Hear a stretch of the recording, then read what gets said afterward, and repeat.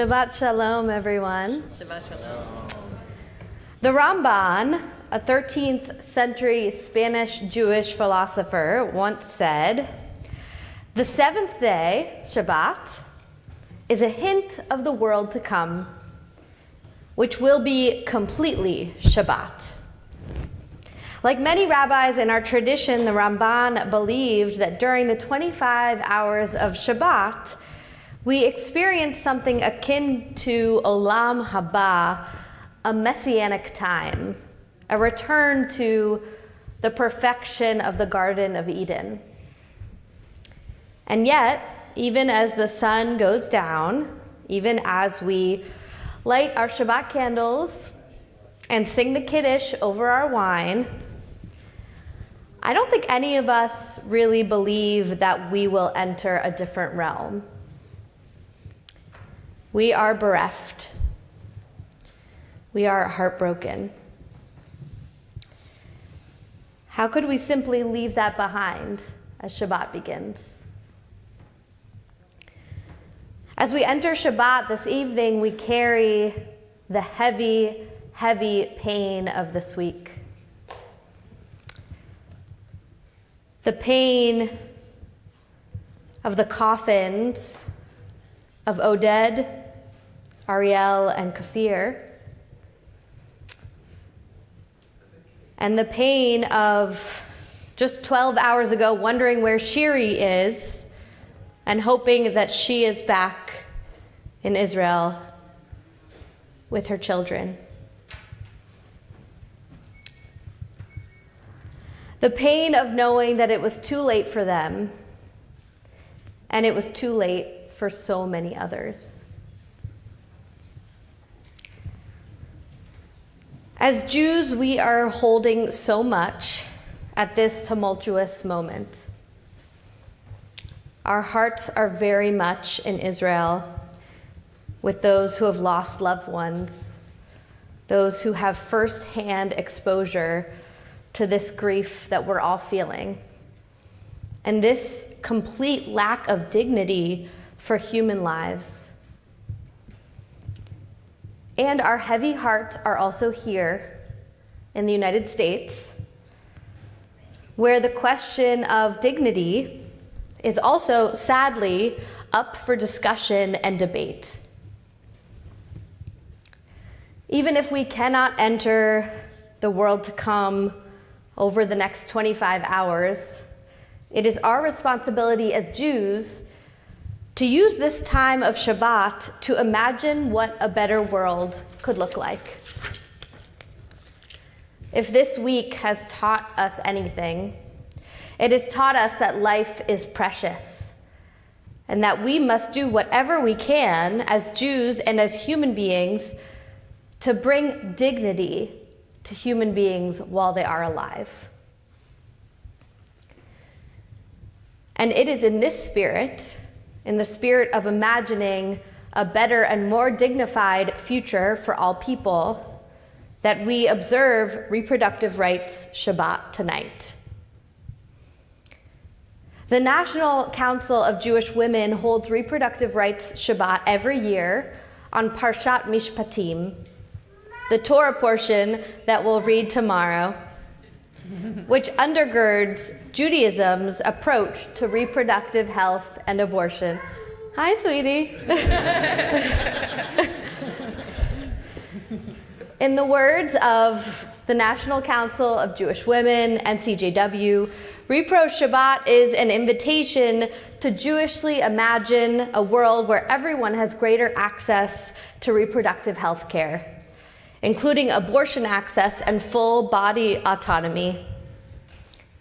As we well know, reproductive rights, including access to safe abortions, birth control, and IVF, are under attack in our country. And on this Shabbat, we ground ourselves in our tradition, remembering that the health of the pregnant person is of the utmost importance, and that all humans are created in the image of God and are therefore deserving. Sorry. It's not funny, but we have to laugh instead of crying. And that all humans are created in the image of God and are therefore deserving of dignity and choice in their health care. We're honored to be joined tonight and to be taught by Dana Sussman, the Senior Vice President of Pregnancy Justice, who will share some words with us later in the service.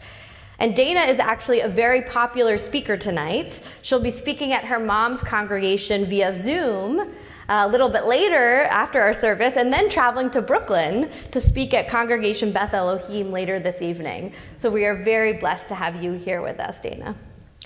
I also want to thank board member and Shari Justice team leader, Michelle Sharandi, for helping to organize this important Shabbat program, and thank you for being here as an usher. And I want to thank Jonathan Chamberlain, who is here from our staff. And as always, thank you to our fabulous musicians, and to Brendan and Jamal and Simon, who is doing visual tefillah. With all of the grief that we're holding right now, we may not be able to taste the world to come this Shabbat. But we can together imagine a world that is more just and more dignified for all of its inhabitants. And after Shabbat is done, we can take what we imagined and we can act to make it a reality. I hope you'll join us. I'd like to invite Michelle Sharandi to come to the bima to lead us in a blessing for Repro Shabbat.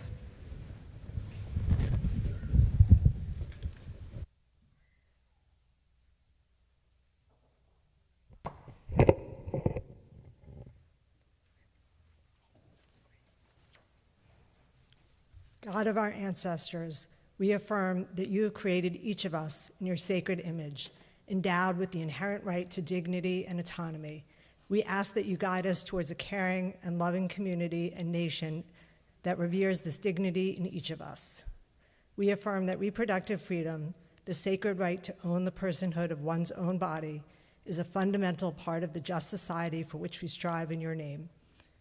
We ask that you endow us with the strength and resolve we need, because the path that lies ahead is challenging, and we all need resilience, strength, and courage.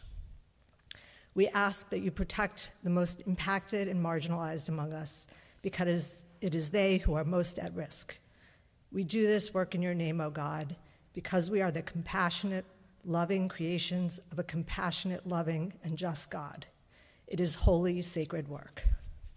May our country become a place of liberty and justice for all, and may our care for one another include care and respect for each other's right to good and affordable health care, including abortion care, and the right to live safely and securely as we each follow our path of conscience and the God we each do or do not believe in. Amen. Amen.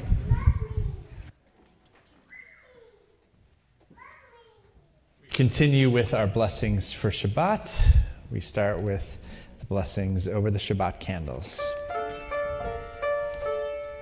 Baruch atah Adonai, Eloheinu melech haolam, asher kiddushanu b'mitzvotav, v'tzivanu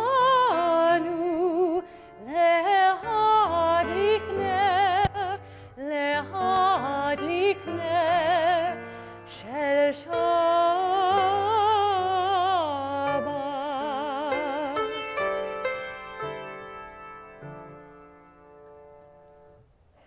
We continue with Kiddush.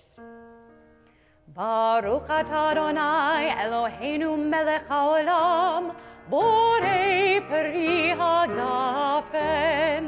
Baruch atah Adonai Eloheinu melech haolam, asher kidshanu b'mitzvotav v'ratzavanu v'shabbat kodsho v'yahava uratzon hinchilanu zikaron lemasei bereshit ki hu yom techila למקראי קודש, זכר ליציאת מצרים. קיוונו בחרת, ואותנו קידשת מכל העמים, בשבת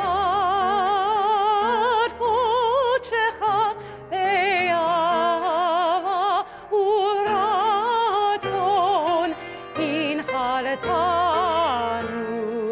Baruch atah Adonai mekadesh HaShabbat. Amen. L'chaim. We'll continue together with Lecha Dodi. Lecha lecha dodi, likrat likrat kala, b'nei b'nei Shabbat nekavela. Lecha lecha dodi, likrat likrat kala, b'nei b'nei Shabbat nekavela. La la la la. Lecha lecha dodi, likrat likrat kala, b'nei b'nei Shabbat nekavela. Lecha lecha dodi, likrat likrat kala, b'nei b'nei Shabbat nekavela. שמור וזכור בדיבור אחד, השמיענו אל המיוחד, אדוני אחד ושמו אחד, ושמו תפארת וליטילה, לה לה לה לה לה לה לך דודי, לקראת לקראת קלה, בני בני שבת נקבלה. לך לך דודי, לקראת לקראת קלה, בני בני שבת נקבלה. Likrat Shabbat lechu v'nelcha, ki hi mekor haberacha, merosh mikedem nisucha. Sok ma'aseh b'machshava tchila la la la la la la lecha dodi, likrat kala, v'nei penei Shabbat nekabela. Lecha dodi, likrat kala, v'nei penei Shabbat nekabela. Hitoreri, ki va'orech kumi uri, shidaberi, kevod Adonai alayich nigla la la la la la la lecha dodi, likrat kala, v'nei penei Shabbat nekabela. Lecha dodi, likrat kala, v'nei penei Shabbat nekabela. Please rise and face the entrance to our sanctuary as together we welcome Shabbat. Ohi v'shalom ateret ba'ala, gam besimcha u'betzola, toch emuni am segula. Ohi chala,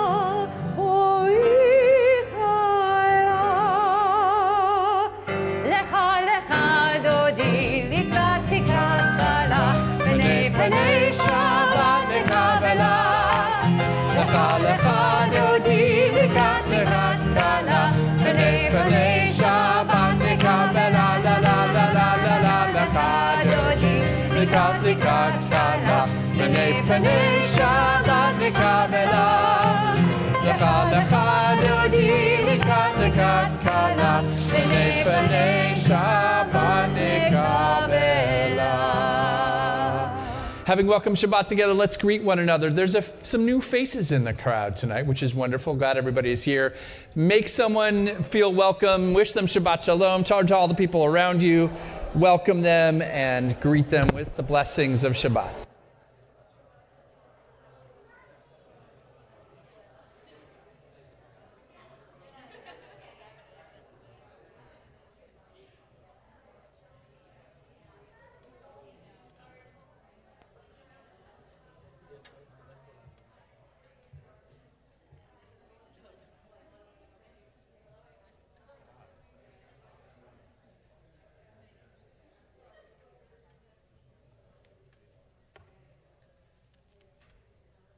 We're actually going to remain standing as we continue with Baruch Hu.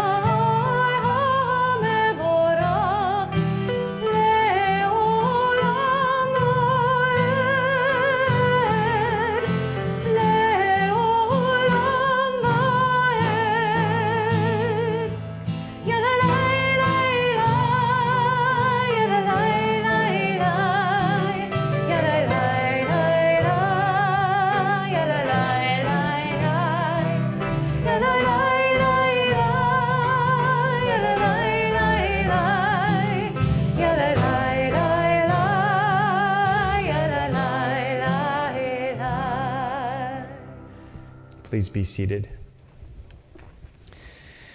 It's been so much this week, almost too much to breathe. So Shabbat, whatever else it gives us this opportunity to be together, to be with ourselves, with our souls broken and whole. So as we enter into Shema, I invite you to take a moment to just notice your breath, to pay attention, to feel the rising and falling of your chest as you breathe in and as you breathe out. We try to bring in some sweetness despite it all. We try and bring connection with each other, with ourselves, with the Holy One of Blessing, as we continue with the words of Shema. Shema Yisrael Adonai Eloheinu Adonai Echad Baruch Shem Kevod Malchuto Leolam Va'ed Ve'ahavta et Adonai Elohecha bechol levavecha ubechol nafshecha ubechol meodecha ve'hayu hadevarim ha'ele asher anochi mitzavecha hayom al levavecha veshinantam levanecha v'dibarta bam Beshivtecha beveitecha uvlechtecha vaderech uvshochpecha uvkumecha ukshartam lehot al yadecha vehayu letotafot bein einecha uchtavtam al mezuzot beitecha uvisharecha Leman tizkeru vasitem et kol mitzvotai vitem kedoshim lelohechem ani Adonai Elohechem asher hotzeiti etchem me'eretz Mitzrayim lihiot lachem lelohim ani Adonai Elohechem Adonai Elohechem Emet. In our Siddur, in our prayer book, we find these words before Michamocha. Standing on the parted shores of history, we still believe what we were taught before ever we stood at Sinai's foot. That wherever we go, it is eternally Egypt. That there is a better place, a promised land. That the winding way to that promise passes through the wilderness. That there is no way to get from here to there except by joining hands, marching together. These days, it does feel like we are in an eternal Egypt place. And as we sing the words of Standing on the Parted Shores and the words of Michamocha, we think about the ways that we can do this hard work together and the ways that we can come together in grief and in love, and how the only way that we will be able to move forward is as a community. Standing on the parted shores of history, we still believe what we were taught. Before ever we stood at Sinai's foot, that wherever we go, it's eternally Egypt. That there's a better place, a promised land, and the winding way to that promise passes through the wilderness.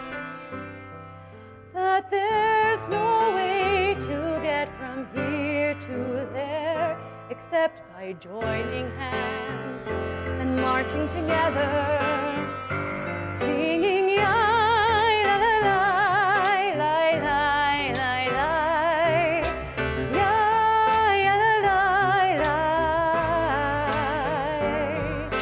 ya la la la ya la la la, ya la la la la la la, ya la la, ya ya la la ya la.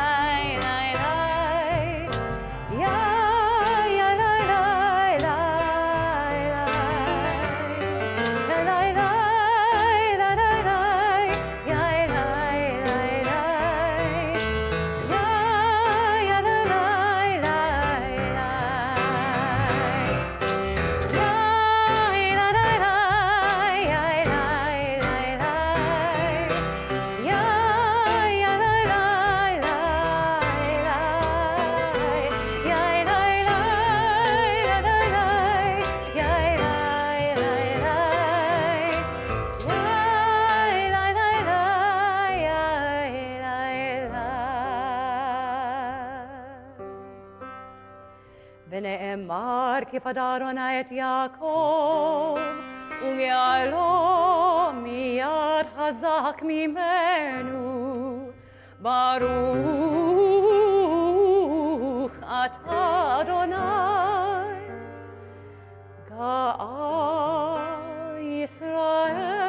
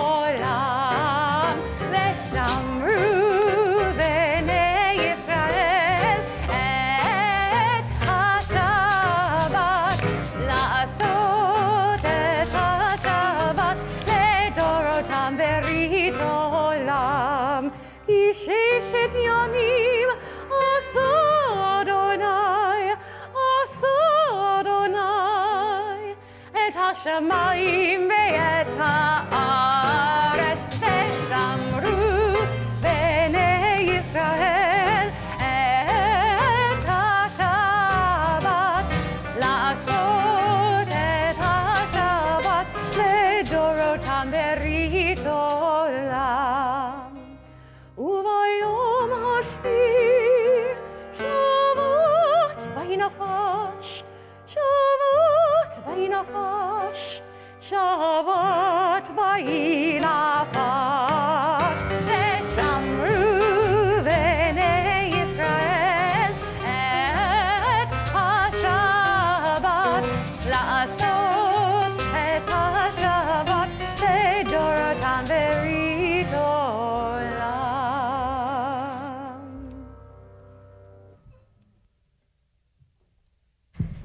It is now my honor to invite our guest speaker for Reproductive Justice Shabbat, Dana Sussman.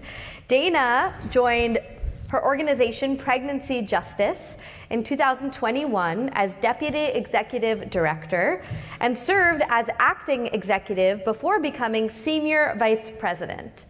Dana previously served as a deputy commissioner at the NYC Commission on Human Rights and has 15 years of experience as a workers' rights, civil rights, and gender justice attorney.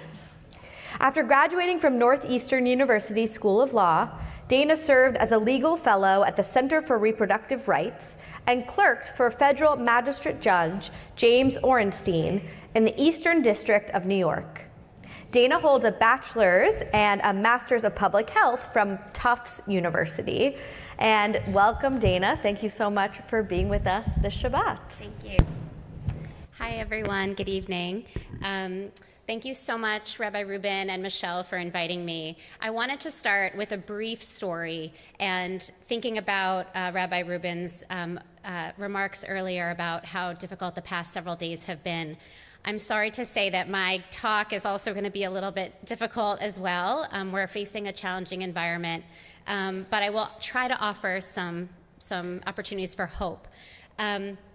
I wanted to start with a story about a woman who was about 30 weeks pregnant. She, and this is a tragic story, but she was driving her car. She felt a sharp pain, and she passed out while driving. When she woke up, she found herself in a car accident. Tragically, there were passengers in another car who died as a result of the accident. She was taken to the hospital where she ended up losing her pregnancy at around 30 weeks. She was charged with manslaughter. And the only charge that stuck in that case was for her loss of her own pregnancy. And she was convicted and sentenced to several years in prison for losing her own pregnancy because she passed out in a car and drove while pregnant. That case went up to the state's highest court. She challenged it, her lawyers challenged her conviction, and luckily her conviction was overturned. But it took about 8 years of legal fighting. And I'm probably going to surprise you by telling you that that happened in New York in 2015. So tonight, I'm going to talk about two related challenges that my organization focuses on. One is what we call pregnancy criminalization, which is the way in which people are charged with crimes in connection with their pregnancies or pregnancy outcomes. And the other is this concept of fetal personhood, this idea that embryos and fetuses are people entitled to legal rights under state laws or the US Constitution. These are not often part of the broader abortion conversation, but they are integral to the abortion conversation. And they link issues surrounding healthy pregnancy, IVF, abortion, and pregnancy loss. Because if this country is headed towards a place where fetuses and embryos have full personhood, which of course is contradictory to our beliefs, then abortion would no longer be legal in any state. So with that in mind, I will take us back to my talk. So next slide, please. Our organization is small. We're based in New York City. We're only about 22 people, but we've been around for almost 25 years. And our mission is to defend the civil and human rights of all people with the capacity for pregnancy, regardless of their pregnancy outcome, whether they go on to give birth, experience a pregnancy loss, or have an abortion. You can go to the next slide. And we have 4 pillars of our work. We engage in legal advocacy. We defend the women who are charged with crimes in connection with their pregnancies. We also bring affirmative civil rights cases when people's rights have been violated, oftentimes after they've gone through the criminal legal system. Some of them want to affirm their rights and actually sue the people who violated their rights. We engage in policy advocacy around the country. We fight bad bills that would criminalize abortion or criminalize pregnancy in other ways. We fight for good bills like the New York ERA that just passed that hopefully will prevent another case like that from emerging out of New York. We engage in research. We document every case of pregnancy criminalization in the country, which is no small task because these cases are popping up in tiny counties all over the South and the Midwest, and it takes a lot of work to track them down, but we think it's really important to understand the full scope of the problem. And we collaborate with partners across the country, in New York, national and local groups. Next slide, please. So I talked a little bit already about fetal personhood. This has been the battle we've been fighting for 25 years, but it's been around since even before the Roe decision. It's this idea that fetuses and embryos have the same legal rights as every single person in this room. And what that means when you are pregnant is that they ultimately have more rights than you. This converts legal behavior for everyone else into illegal behavior for the pregnant woman. What do I mean by that? I mean, getting into a car accident or taking prescription medication that trips a test when you're giving birth, and you can be charged with child abuse for exposing your fetus to medication that you're taking. This means that a fetus is when you have a miscarriage, the fetal remains when you experience that miscarriage are a human corpse for which you could be charged with a crime for mishandling the fetal remains. These are the kinds of cases that we work on at Pregnancy Justice, and it all comes back down to this concept, this very dangerous concept of fetal personhood. Next slide. So I know that's a little hard to see. This is all on our website, but we are tracking the laws and the judicial decisions that establish personhood around the country. And we found that about 11 states have really broad fetal personhood laws or judicial decisions or even constitutional amendments. The ground zero for this is Alabama. I imagine many of you are familiar with the Alabama IVF decision that happened last year. That has been a decades-long effort. Judicial decision, building on judicial decision, where ultimately last year the Alabama Supreme Court said that frozen embryos were extrauterine children entitled to full rights under their constitution, and therefore IVF could no longer be lawful. Well, IVF did temporarily end in the state, which was tragic for a lot of people in the process, and the Alabama legislature passed a law that would bring back or protect IVF in the state. It's not a total fix, but IVF has restarted in the state. But it doesn't just exist in Alabama. There's 11 states around the country that could rewrite person to mean fertilized egg, embryo, fetus. So anytime you see the word person in a statute, in a civil or criminal law, it could mean fertilized egg, embryo, fetus. So if you expose an embryo or a fetus to some kind of harm, that could be child neglect. And that, again, this is the work that we do to try and address this and combat it. Next slide, please. So here is our analysis of where IVF might be at risk because of the combination of fetal personhood laws and judicial decisions and the way that the laws are written in these states. So I'm going to step away so I can see the legend here. So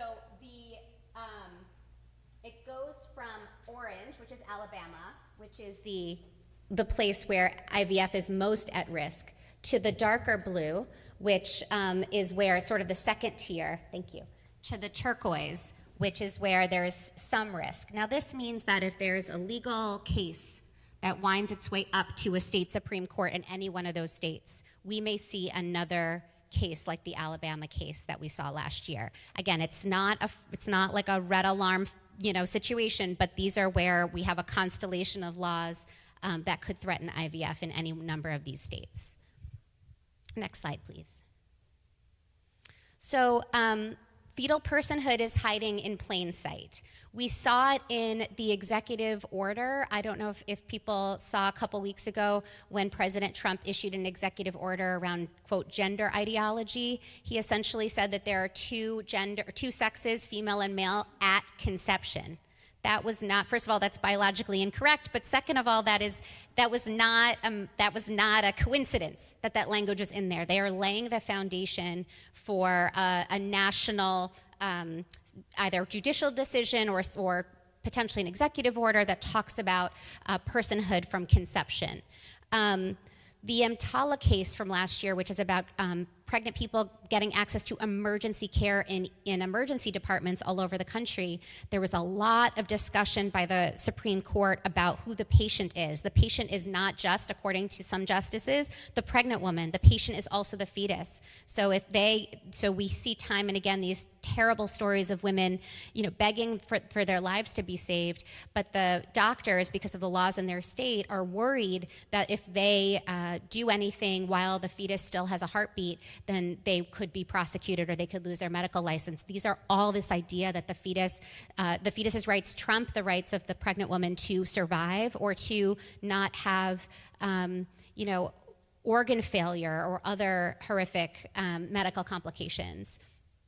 And we hear about everyday bills that would designate abortion as homicide and not just focus on the provider of the abortion, but the pregnant person themselves could be charged with homicide. Now, none of those bills have yet passed, but we had 4 or 5 introduced in this legislative session alone, which is a lot. 2 or 3 are already dead, which is great, but we're seeing these come up again and again, and it's this idea of normalizing this, even if the bills don't pass, even if they have no chance of passing this year, it is they will refile these bills every year, and we see them spread. So we are pushing back against those this year. You can go to the next slide. So I've talked a lot about this idea of pregnancy criminalization, the punishing or penalizing of individuals for actions that are interpreted as harmful to their own pregnancies, including enforcement of laws that punish actions during pregnancy that would not otherwise be criminal or punishable. Again, converting lawful behavior for everyone else into illegal criminal behavior for a pregnant woman. It could be using your prescribed medications. It could be not getting prenatal care. Everyone is entitled to not go to the doctor, right? That doesn't make you a criminal. But in some of our cases, not getting prenatal care has been evidence of a crime. Okay, next slide, please. So we've been tracking these cases, as I said, for the whole of our organization's existence, and I know the numbers are a little bit small, but we published a report, you can see, from 1973, which is the Roe decision, until June 2022, which is the Dobbs decision. Between those two numbers, that's about 1,800 cases in that, almost 50-year period. In the first year after Dobbs, 1 year, we documented 210 cases. And we know that's an undercount. We think it's actually closer to 300 now, and we'll be updating our data. But this is an accelerating trend. Next slide, please. And of the 210 cases that we documented in our report, 5 of them, and this is from combing through the police reports, the criminal complaints, because the charges are not abortion. The charges are homicide, manslaughter, child abuse, child neglect. But 5 of the cases in that 210 in that 1 year involved allegations of abortion. They had visited an abortion clinic. They had a pill which could possibly cause an abortion. That was on the evidence list in one of the cases. She had obtained and consumed an abortion pill. And then there was this bottom one says, there was a screenshot from the Planned Parenthood website with instructions about what pills to take, when to take them, and how to stop the pregnancy. This was all part of criminal cases that we documented in that first year post-Dobbs. Next slide. So I'm going to turn to some good news, and that is I actually could update this with a 3rd case, but we've worked on a couple cases in the past few years. Last year, 6 cases that we worked on across 6 different states, we got charges dropped or we got convictions overturned. And these are just 2 examples. So we worked on a case on behalf of a young woman in South Carolina, a college student, straight-A student in the college marching band. She experienced a pregnancy loss at home. She called 911, EMTs and police showed up. There was some suspicion that she had sought out getting an abortion through medication. She was ultimately charged with with homicide. And the case dragged and dragged and dragged. And we organized ourselves, national organizations, ACLU National, Planned Parenthood, all down to the local organizations in South Carolina, to write a letter to the prosecutor saying, you shouldn't go forward with this, drop the charges. First of all, it's not founded in law. Second of all, we will make a really big fuss within the press. You don't want this headache. And ultimately, he presented a very weak case to the grand jury, knowing that the grand jury would likely not indict her, and luckily they did not, and the case ended. It took almost 2 years of us kind of quietly coaxing the DA, but that young woman is now moving on with her life, but it was a traumatizing experience for her. And then the second story is a case that we worked on. Her name's Catherine in Alabama. She didn't know she was pregnant. That's actually more common than you think, and there are studies that talk about this. She didn't even know she was pregnant. She experienced a pregnancy loss. She was charged with a felony in Alabama. And you can't neglect a child that you didn't know you had. So that was our legal argument. And the DA ultimately dropped the charges in that case as well. And just this week, in all states, in Maryland, the Maryland Supreme Court issued a decision in a case that we worked on Wednesday, breaking news, that abortion contemplation is not allowed as evidence of a crime. So the woman in this case, Miss Akers, she searched online for abortion medication. She did not get prenatal care. She experienced a stillbirth. You're hearing a pattern, I imagine now. And she was charged with homicide and sentenced to 30 years in prison in Maryland. Now, Maryland has really good abortion laws. And so we made the argument, along with some other partner organizations, that this prosecution, that this evidence was not permissible. You cannot use evidence of lawful activity to criminalize someone. And the Maryland Supreme Court on Wednesday agreed with us and sent the case back down for a new trial without any of that evidence. So we hope that the prosecutors will drop the case because they don't have any evidence now to use. So here's some hope. The work is happening at the state and local level, even if the federal landscape is dire. Even in places like Alabama, South Carolina, even in blue states like Maryland, we are making progress and making arguments and using those wins to bring other wins. The Maryland Supreme Court case, we will now be able to use that in other states as argument to be made to other state Supreme Courts. So there is forward momentum. Next slide, please.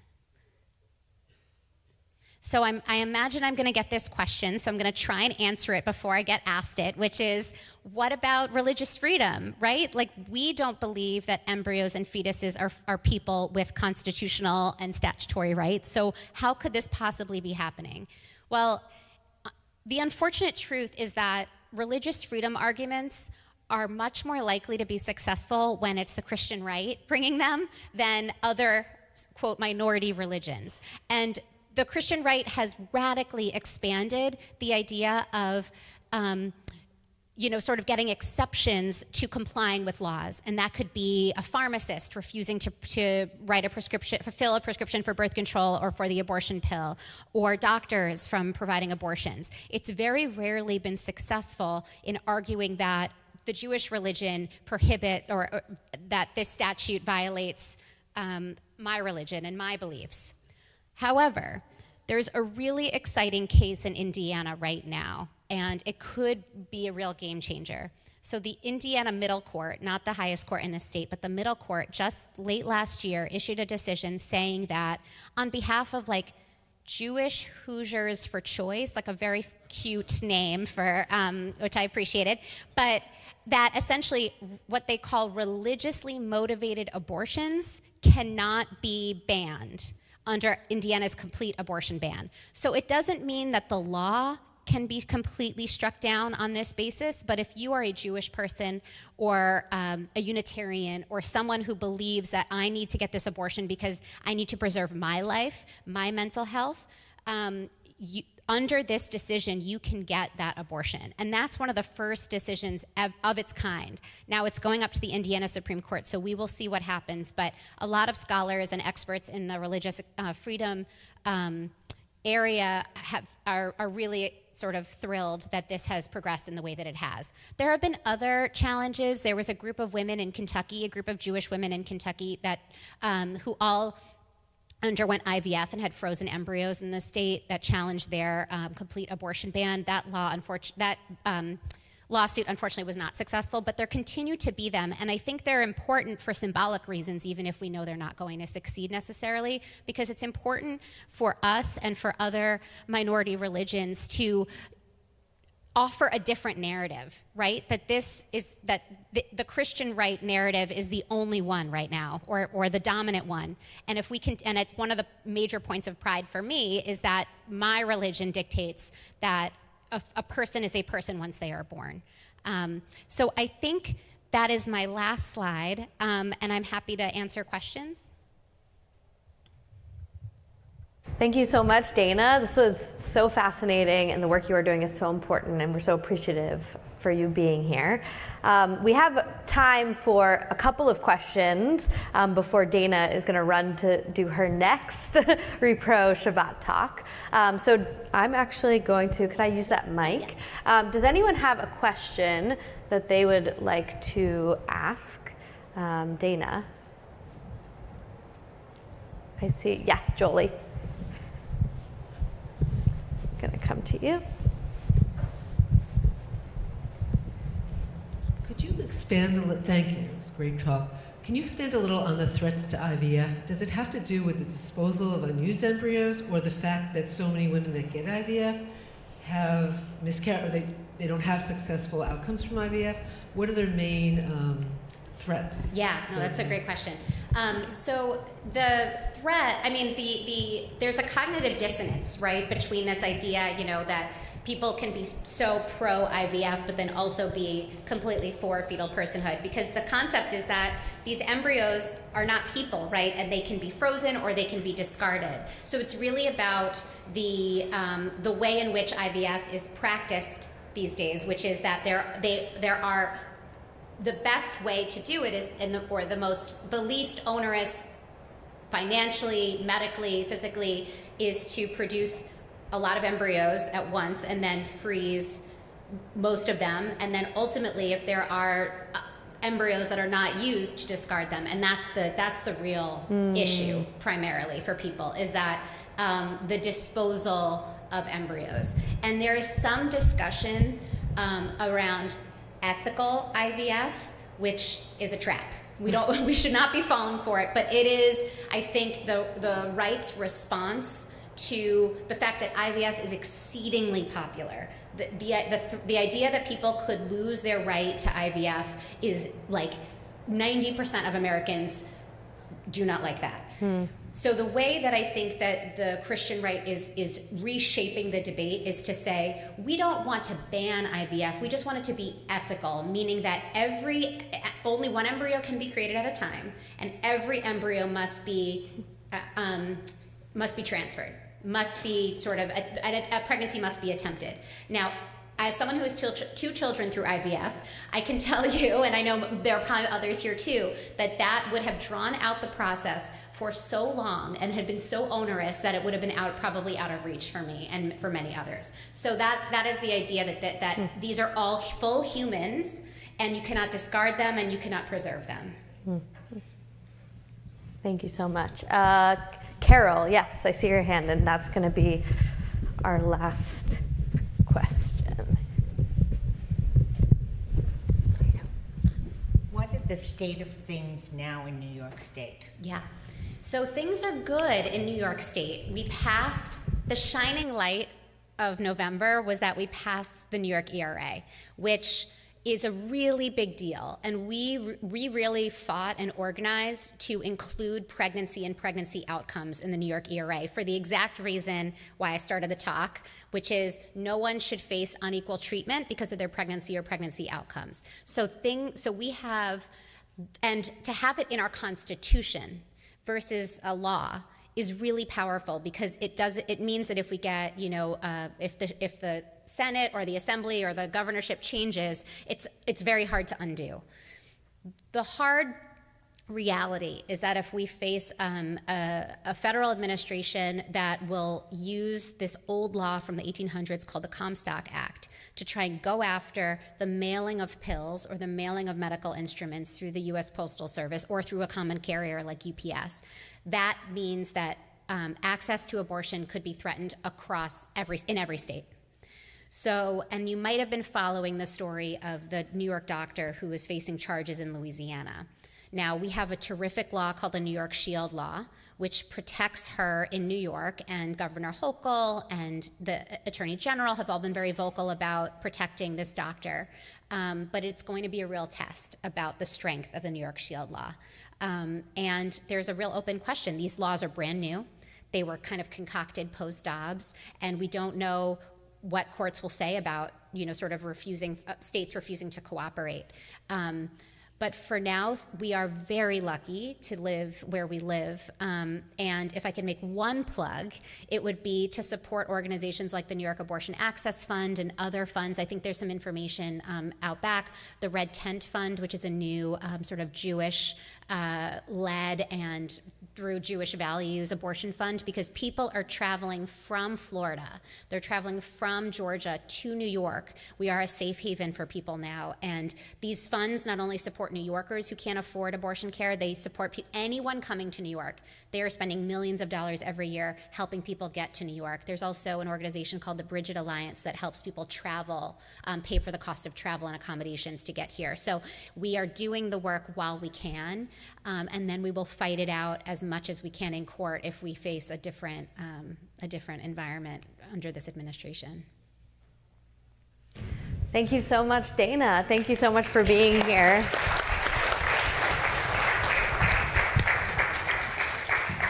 We wish you chazak, strength on this journey that you're on, and best of luck with the rest of your Repro Shabbat conversations.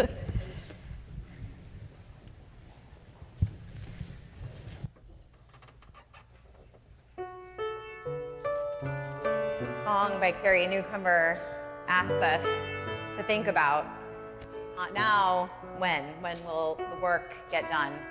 And Dana's talk was so inspiring to us to think about how we can help this work. We'll sing together.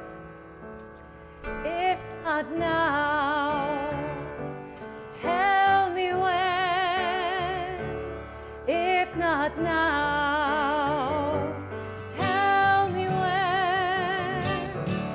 We may never see this moment, place and time again. If not now, tell me when. I see sorrow and trouble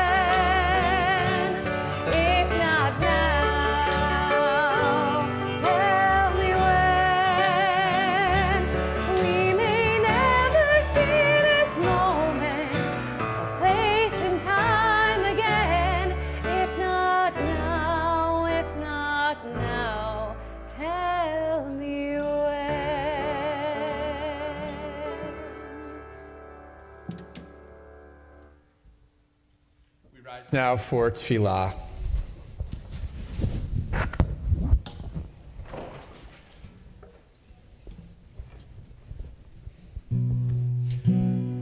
Adonai, sefatai tiftach, ufi yagi tehilatecha. Adonai, open up my lips that my mouth may declare your praise. Adonai, sefatai tiftach, ufi yagi tehilatecha. Adonai, open up my lips that my mouth may declare your praise.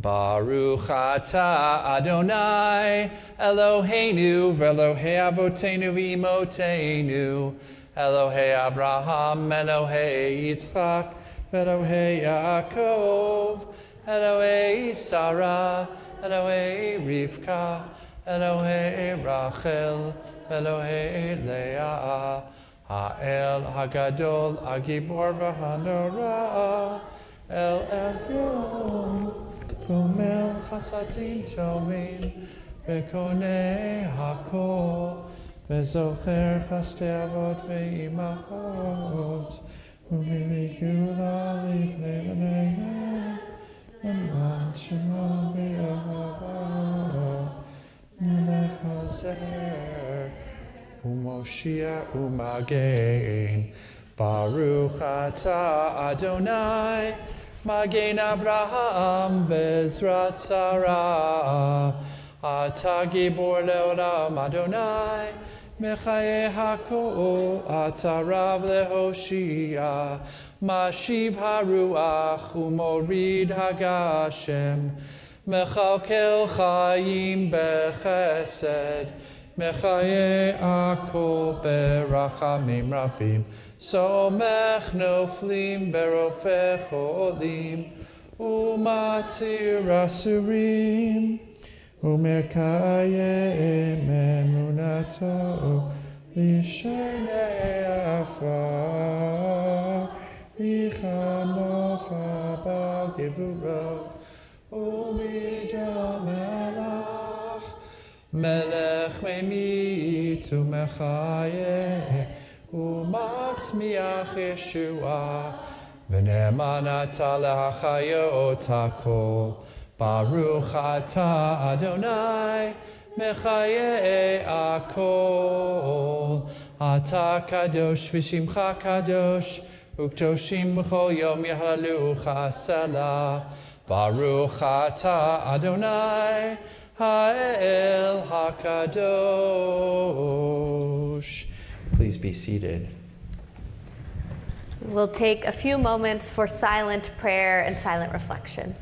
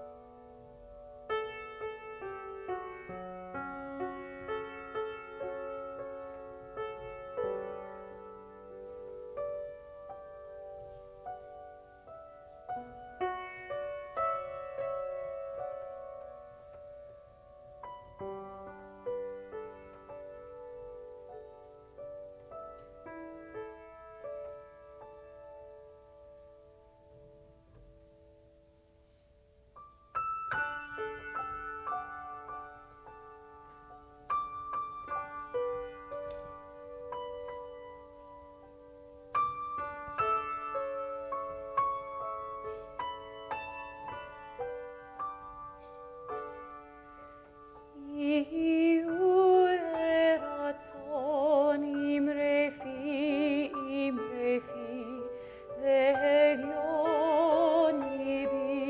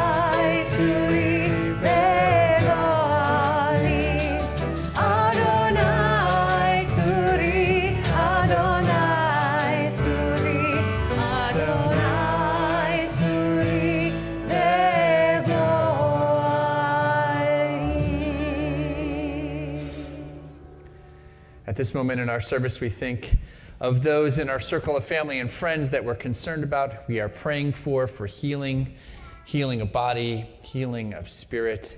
At this time, if you're praying for someone you're thinking about in your circle of family or friends that you're praying for, we invite you, please, to mention their names aloud as my eyes meet yours or whenever the Spirit moves you.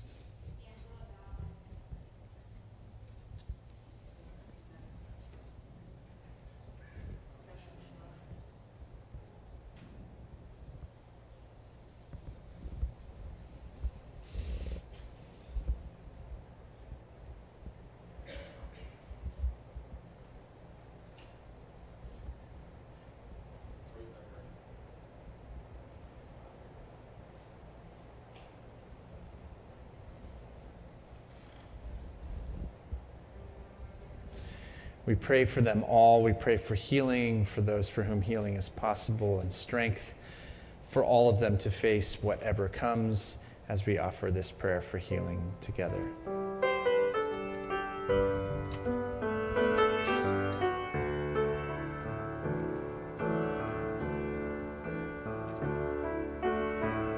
Dear God of our ancestors, Dear God of our ancestors, help us renew our faith.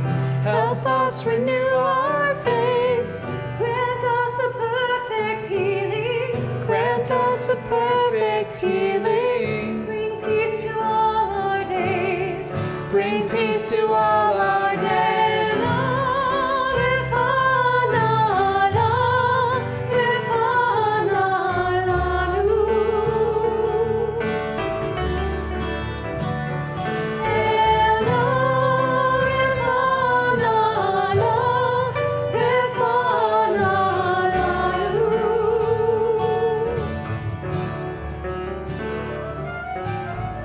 Restore our strength of body. Restore our strength of body. Help clarify our minds. Help clarify our minds. Refresh our tired spirits. Refresh our tired spirits. Rejuvenate our light. Rejuvenate our light.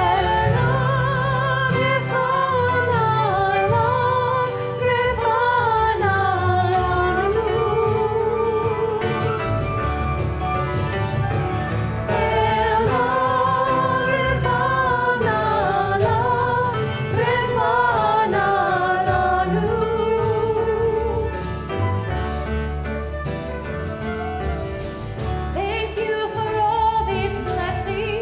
Thank you for all these blessings. Throughout our days and nights. Throughout our days and nights. We celebrate the journey. We celebrate the journey. This precious gift of life. This precious gift of life.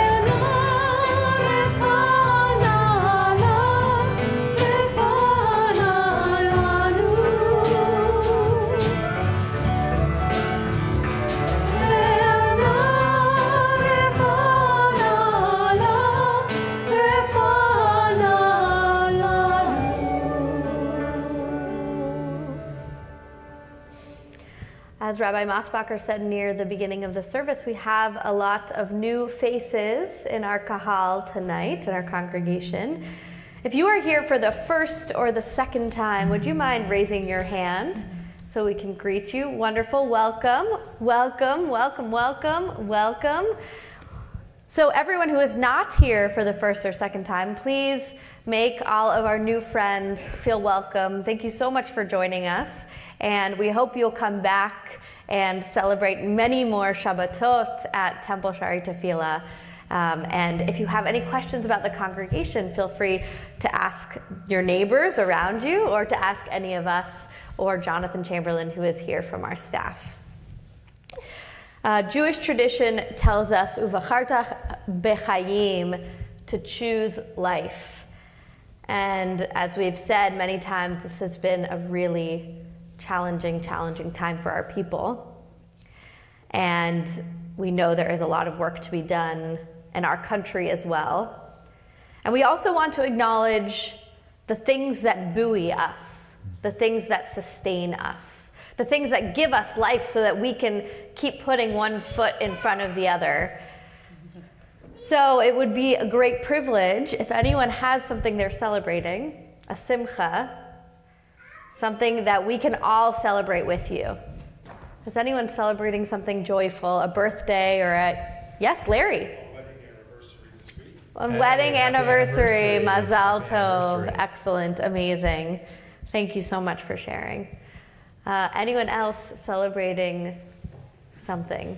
60 members of our congregation will be celebrating next Shabbat in Havana, which is great, and a bunch of us are here. We will miss being here next Shabbat, but we won't hate the 78-degree weather in Havana.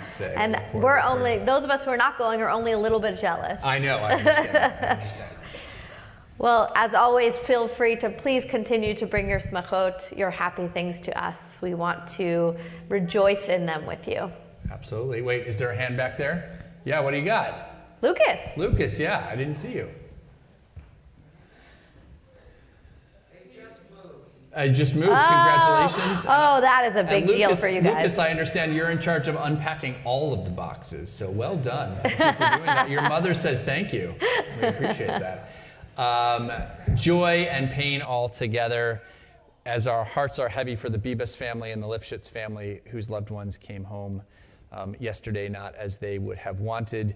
We pray that 6 families will welcome home their loved ones tomorrow. And so in the place of our prayer for Israel, we want to offer this prayer written by Israeli Rabbi Oded Mazur.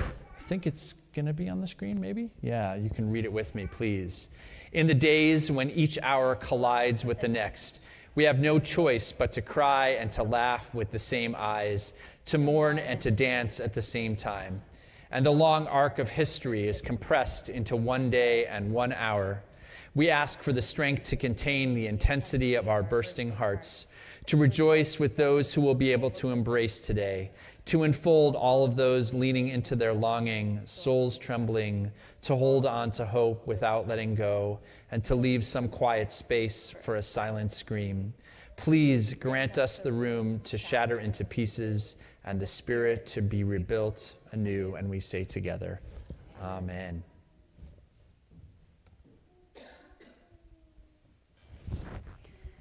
I was recharging my batteries. Let's spiritually. It's Shabbat, that's what it's for. Right? Exactly.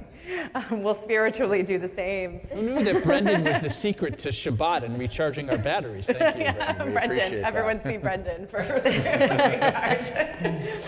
recharge. We'll join together in an alternate Aleinu written by Rabbi Ellen Dreskin and Dan Nichols, inspired by our liturgy. It also asks us the same questions that we talked about earlier with If Not Now. It's up to us to do these tasks to make the world a better place. We'll join together.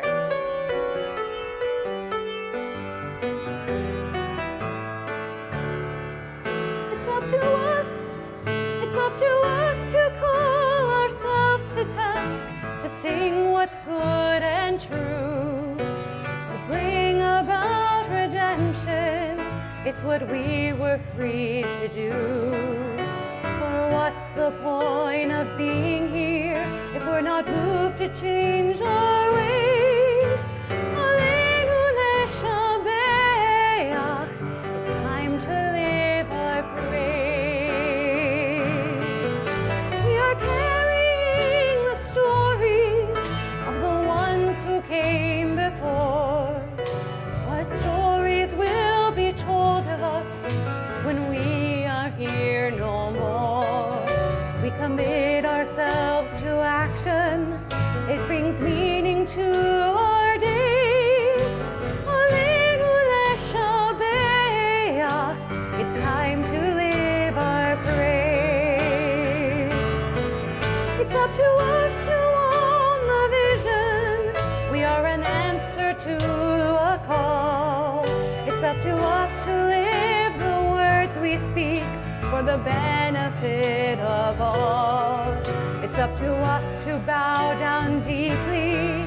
There's a broken world to raise. Aleinu leshabeach.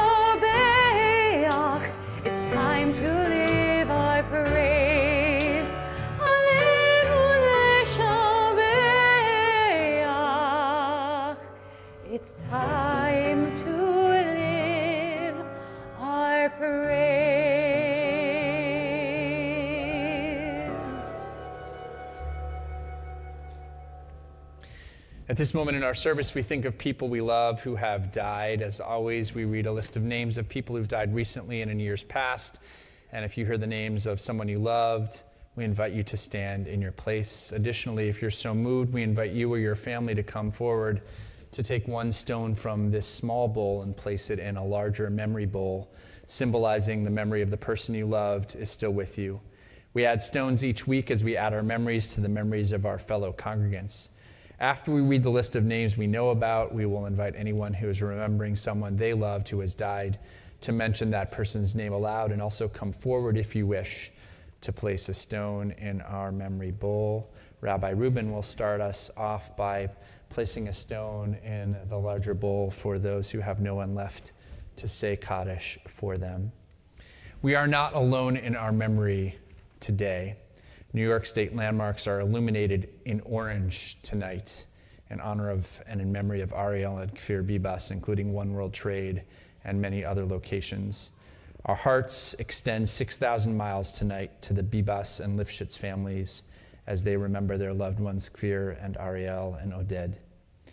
The congregation marks these who are remembering those they love in the period of Shloshim. We remember Norman Jacobs, father of Marjorie Kahn, and the yahrzeits of Paul Arnold Barth, Frederick Z. Bierman, Charles M. Block, Anna Blum, Pauline Brown, Morris Chesler, Bessie Davis, Jack K. Ebers, Harold Feld, Marjorie Fishman, Max Garfinkel, Samuel J. Gilson, Gertrude Goldberg, Paula Golden, Alan J. Green, Rosalind Gerlitz, Francis Hockman, Lillian Hoffman, Gertrude Hornstein, Marilyn Howard, Jerry Iser, Gustav L. Jacobs, Michael Janis, Hattie Latz, Beatrice Levy, Sarah Marcus, Samuel T. Michelson, Helen Miller, Paul K. Miller, Henry Manis Smoller, Norma Munvis, Gilbert Nosenchuk, Patricia Sayago, Enid Perry, Claudette Nevins Pick, Frederick S. Price, Elise Reese, Irma Shaw Rose, Marcus A. Rothschild Sr., Hyman Rubnitz, Merrill F. Saperstein, Lois Schlossman, Herbert Seligson, Isaac Seligson, Gerald Shugar, Harry Starr, Phyllis Stein, Mathilde Steinschneider, Emmanuel Schlotsky, Daryl Moss Tournay, Lawrence Wayne, Laura Wexler Casper, Eva Weiner, Jack Weisberg, Irma Weiss, Barbara Wynn. If there are others that you're remembering, we invite you to rise and mention your loved one's name aloud.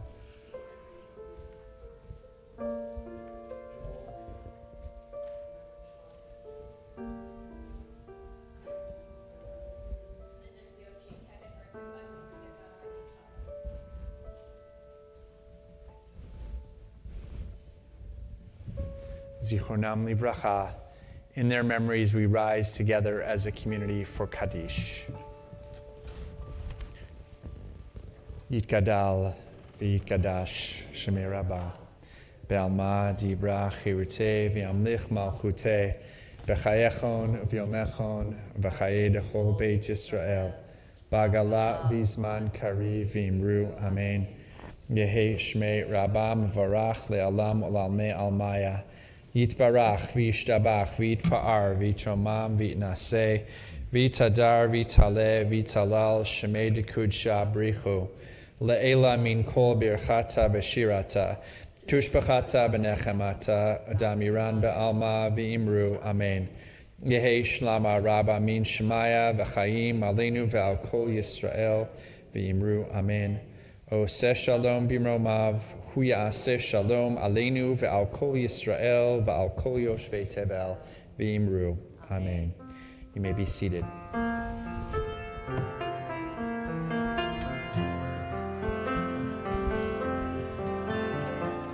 Those who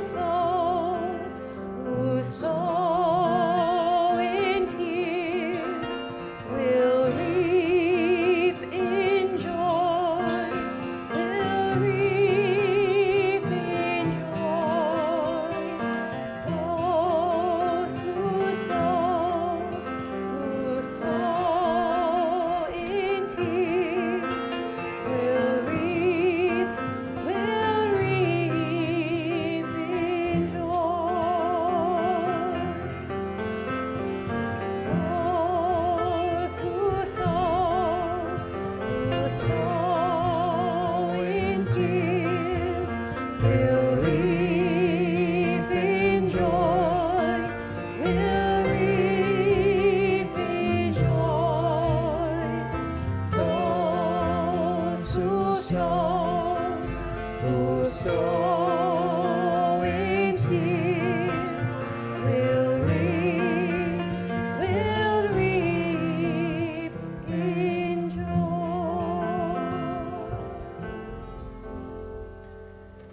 We'd like to invite Michelle Sharandi to come back forward to bring greetings to the congregation.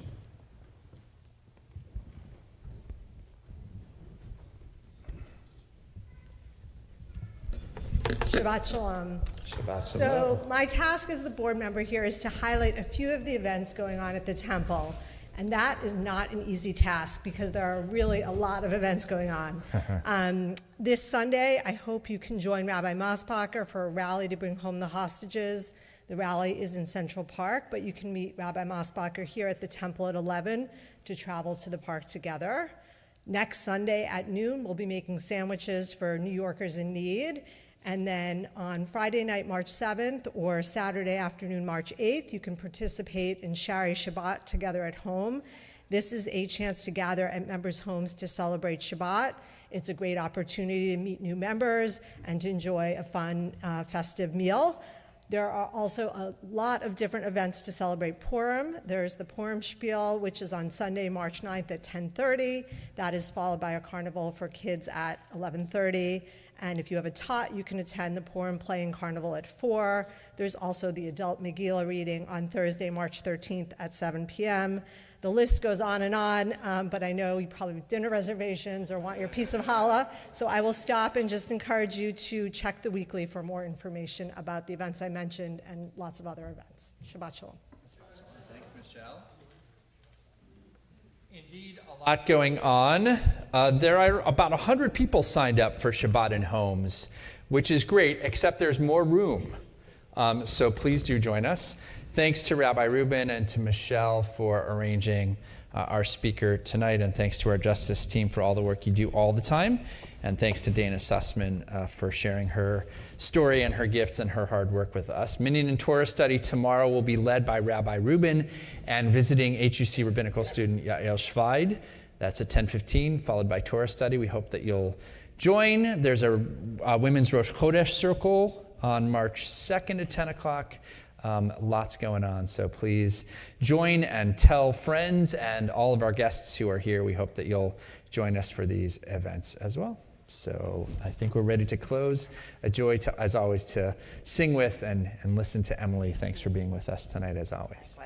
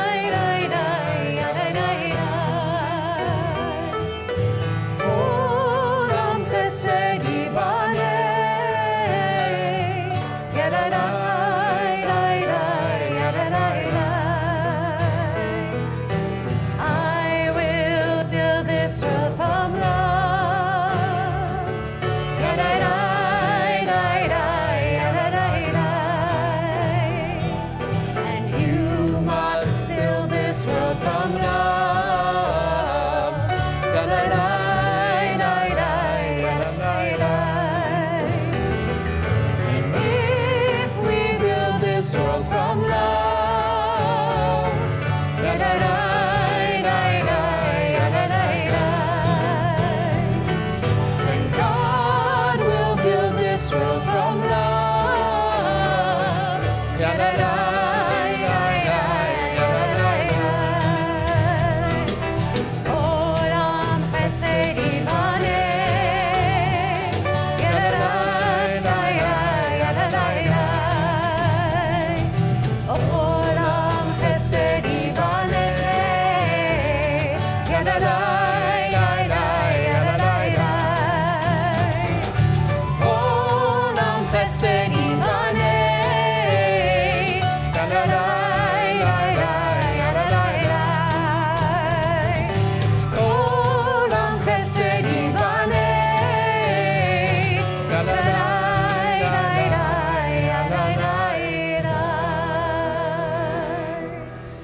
In spite of the challenges of the world, it is good to be together and good to celebrate Shabbat together. As you make your way into the Oneg next door, you have amnesty tonight. Even if you're not sure if it's a member that you saw once 20 years ago and you don't remember their name, so you're embarrassed, or if it's a person that you're new, you're not sure, please ask someone's name and wish them a Shabbat Shalom and get their story and make everyone feel welcome. Please join with me as we bless the source of all and express gratitude to all who make it possible for us to enjoy our food. Baruch atah Adonai Eloheinu melech haolam hamotzi lechem min haaretz. Shabbat shalom. Shabbat shalom, friends. Thanks for being here.